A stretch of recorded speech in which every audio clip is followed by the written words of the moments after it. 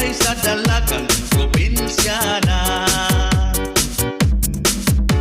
Dito sa ilang balay, kung ikaw mga sawa, mag-ugha kag kahoy ug manupay sa